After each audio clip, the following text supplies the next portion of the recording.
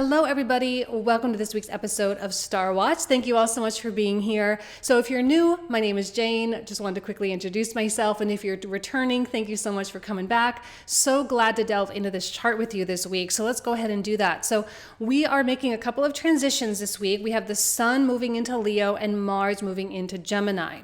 Now, I want to focus a little bit on the Sun right now because the Sun is in aspect with the three big planets over in Pisces, Aquarius, and Capricorn.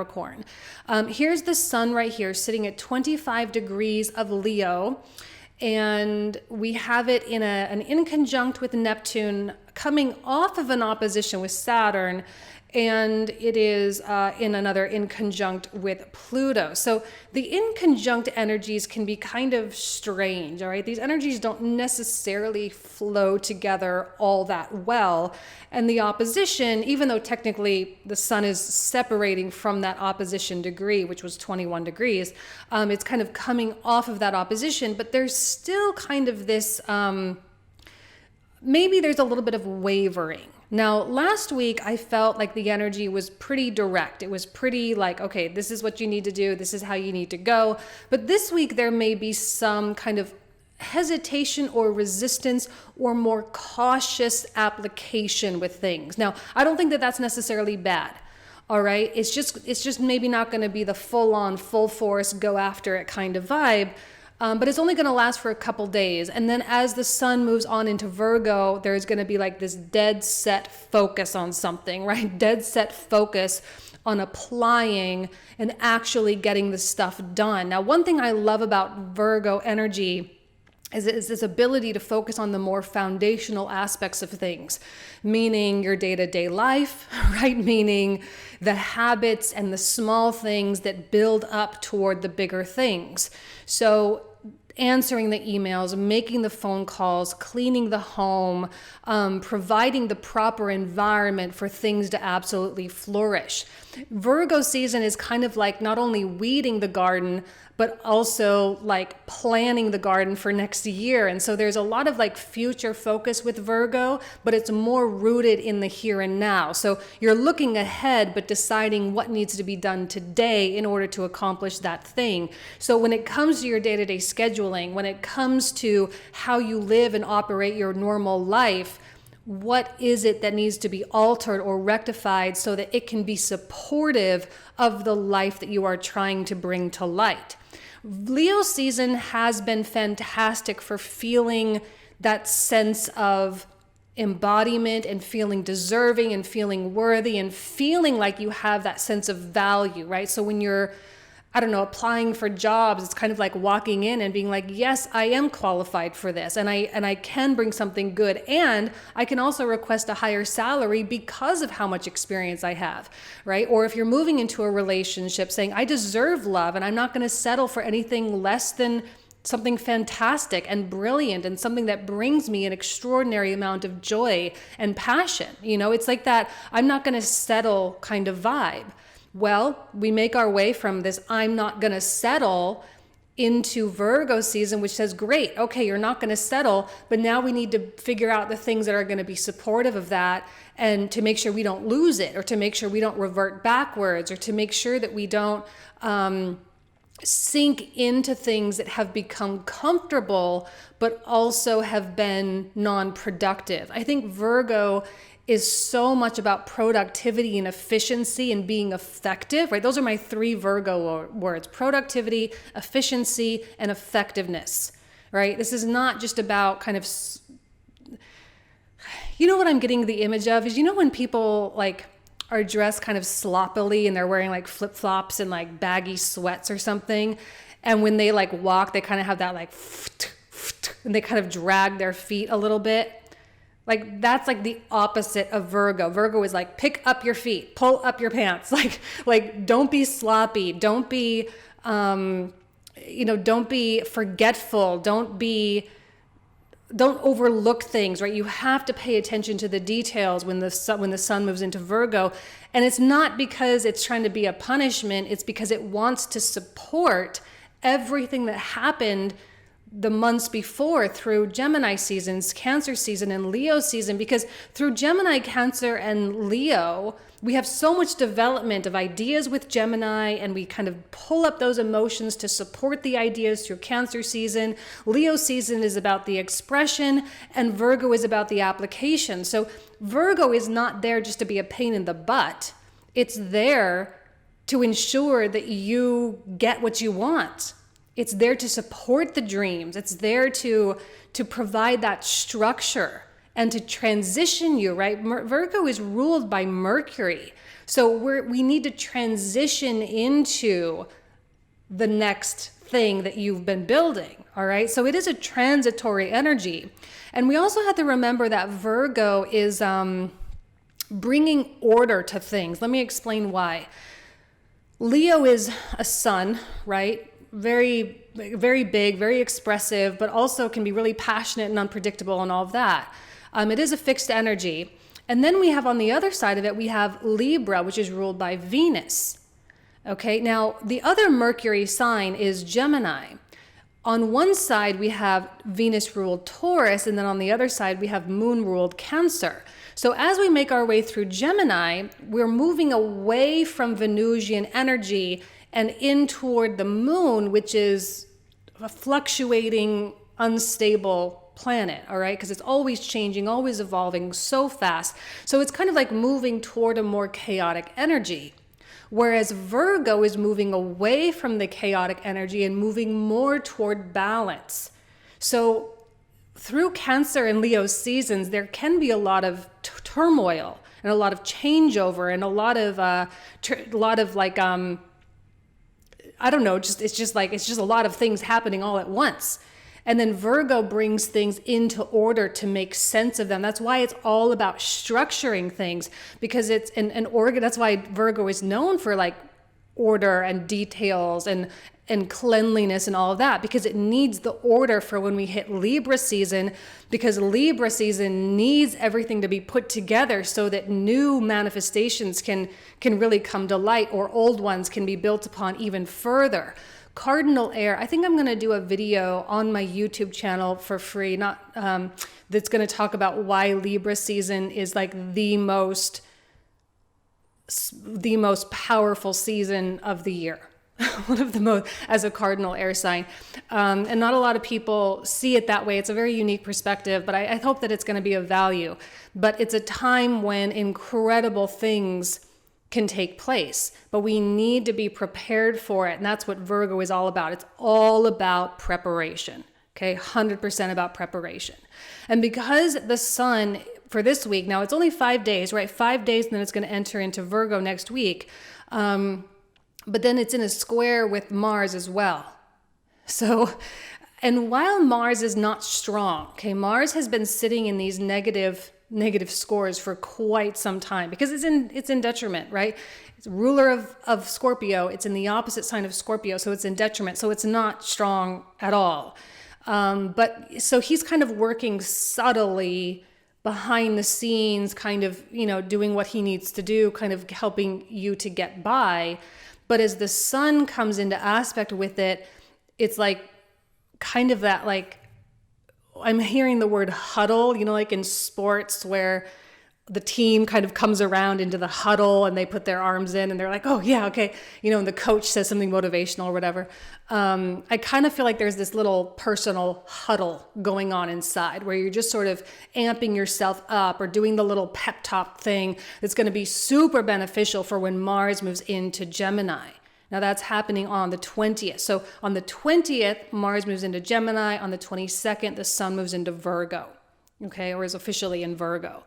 And when the sun is in Virgo and Mars is in Gemini, we have tons of Mercury energy at play now, because the sun and Mars are like the most masculine planets, and they're in these and they're fiery, and a lot of energy and direction goes toward the sun and Mars.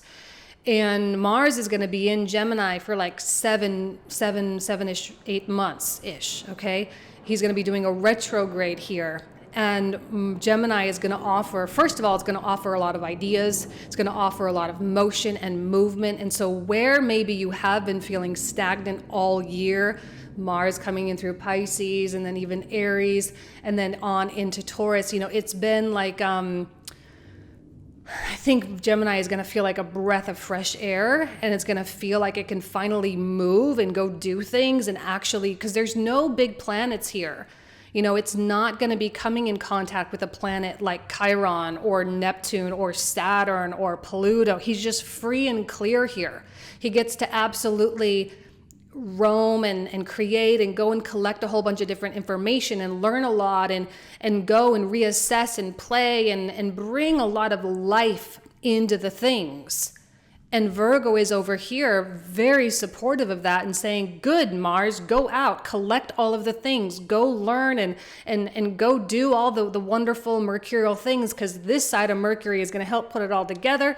It's going to help structure it so it's useful. So you can leverage it in the future. So you can take this newfound knowledge and these new ideas and continue to build upon it as we approach Sagittarius, Capricorn, and Aquarius seasons of later on in this year. Okay, we need to understand that when we do weekly transits, it's not just about this week, right? It's always about what's coming down the line. Because if we don't understand what's coming down the line, how do we know how to use the energies right now? So understanding what's coming down the line. And when we start operating in seasons and we start operating and kind of aligning with the cycles, that's why I like Western astrology so much. And I studied Vedic astrology through 2020, the beginning of that pandemic. I bought a whole bunch of Vedic astrology books. I took a course. I did all sorts of stuff. And I loved it. And it was great. And it was beautiful. But I specifically chose Western astrology because of its alignment with the earth and the connections with the seasons.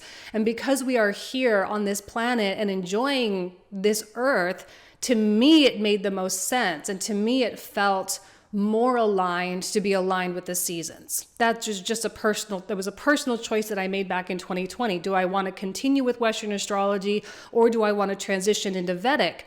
And I think Vedic is an incredible tool and it's beautiful. And I think everyone should understand their charts from both perspectives. But, when we utilize the seasons, we're more synchronized with our home and we're more synchronized with our environment. Okay. Just an opinion, just an opinion. So yeah, this Mars Sun square kind of operating under the radar until that transition happens. And then when we hit that Mercury energy, it's like all systems go 100%. This is Energizer Bunny kind of energy. And it's going to be super supportive of this Uranus North Node conjunction. Now remember, this Uranus is going retrograde on the 24th. All right, so again, we'll talk more about that next week, but it is going retrograde on the 24th. So it's basically like not even moving right now. Basically, it's station, and it's, will be in connection with the North Node for the rest of the year. And like I've been saying week after week, this is a 5-month window: August, September, October, November, December. It's a 5-month window that we have, that we get to radicalize and create substantial change and evolution within our life. Now, Mercury in rulership over here is going to be entering into Libra on the 25th. Again, we'll talk a little bit more about it next week, but it's in shadow phase this week, okay? And I always say that the first shadow phase is always more dramatic than the actual retrograde. This is probably, yes, going to be a time when things go a little bit wonky or things get a little strange, or, maybe travel is a little bit challenging or communication is a little bit challenging. Maybe there are, but again, also Mercury retrograde and Mercury shadow can bring out brilliance because our mind starts to work in a different kind of way. It's more abstract. When Mercury is going direct, it's really linear and logical and rational. And it just, whoop, this is the line, this is the way it goes, boom, boom, boom, boom, boom. And that's why Gemini, right, the Gemini energy, it's all about going out and collecting new information, but it's still a straight line, right?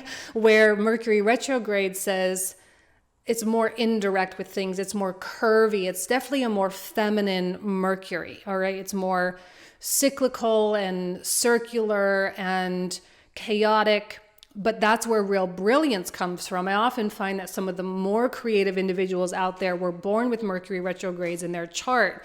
and they can have, a greater level of comfort of going against the grain and going against the way that they're taught that it's supposed to be, because they're more question oriented. They're more skeptical of what everyone else says, because they kind of want to go out and figure it out for themselves. And it's very common that they can find better solutions. So if you are in a situation where you are needing solutions to things, this is probably going to be a good time. Now, Mercury is going to be coming into an opposition with Neptune. And so it would be advisable, though, it's shadow phase. It would be advisable for you to not act super impulsively.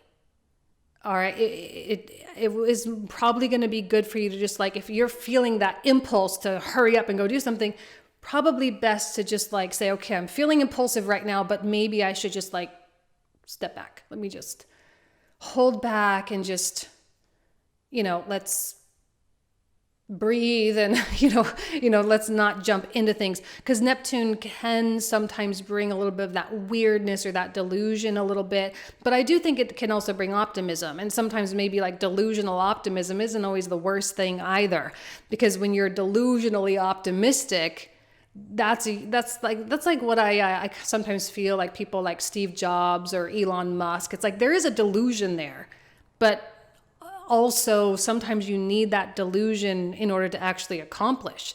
Like, I'm sure, and I use people like Hitler and Pablo Escobar as examples a lot, because they were so like such powerful destructive forces. But like, I'm sure there was a point where they were like, I'm going to make $1 billion, like back in the 70s, right? And people were like, you're delusional.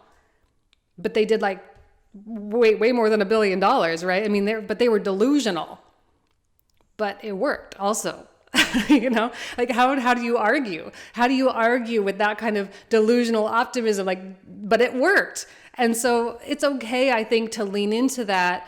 Obviously, I'm not telling you to go be like a Hitler or a Pablo Escobar. Obviously, that's not what I'm saying. I'm just saying that there are people out there that have made it happen. And if they can make their delusional dreams work, like, why can't you? And especially because your dreams are probably good, like good, quote unquote, actually more productive and beneficial and valuable for society and humanity. Why not? Like, why not lean into your delusional optimism just a little bit? I'm not telling you to be crazy or anything, but, lean in. Why not? It's only going to last for a couple days. I think it can actually give a boost or a oomph to your manifestations anyway. Sometimes we need that little like kick in the butt to get a little bit bigger with our dreams and a little bit less restricted with the things that we think we're capable of doing, and to really open ourselves up and to open up our own internal boundaries just a scotch, right? Just a little bit, just so that we realize that maybe we're capable of achieving and doing more than we give ourselves credit for.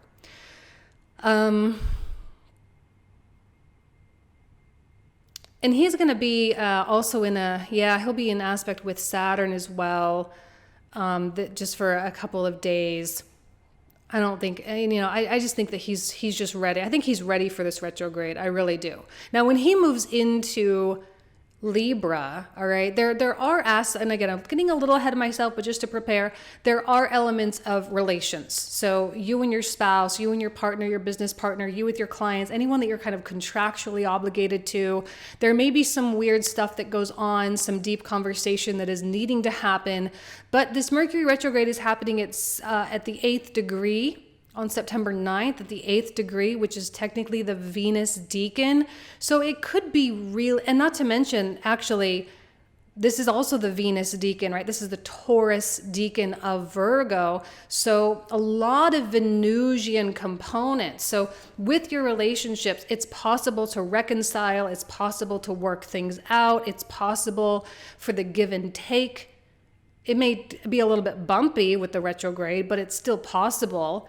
And financially, it's possible for you to experience maybe some hangups, maybe some hiccups, but also those things will also rectify. But they won't just rectify, they will be a little bit bigger on the other end. So there may need to be a little bit of a kind of it's like the wave going back into the ocean before the big wave can crash on the beach. All right. So if there is a little bit of a pullback or a resistance, probably just a little bit of Mercury having a little bit of his trickery and fun with you, but it won't last very long, especially not when Mars comes into Gemini being super supportive. And maybe this is more of a divine timing thing where Mercury is kind of pulling something else back while Mars gets to go out and explore in his Gemini world, which is like, you know how I always talk about the domicile, right? I've talked about like the Aries domicile being this fiery, volcanic place, and then we have Taurus, which is this beautiful, Empress garden. I often see Gemini as being like this giant library, right? This giant library of just all the information in the world, but it's like up in the clouds because it's an air sign. It's like this beautiful heavenly library with all the knowledge that ever was and ever could be.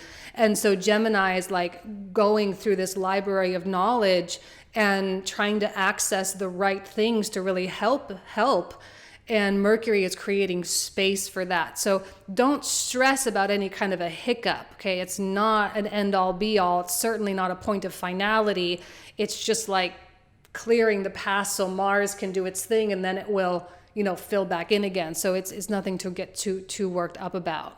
The moon is still waning this week as well. We'll be making our way to the new moon in Virgo. We'll talk more about that next week. But the waning energy is, that's happening on the 27th, by the way. But the moon is still kind of waning. So the ending that I talked about last week, because that full moon was conjunct Saturn, was kind of about severing things. So you sever a path and you make space for the new, not by embracing the new so much as it is about saying goodbye to the old. That's kind of how that moon worked. You got to say goodbye to the old. That was the thing. And so now we're in this waning. So as the moon is waning, you'll probably notice like this feeling of distance between you and that old.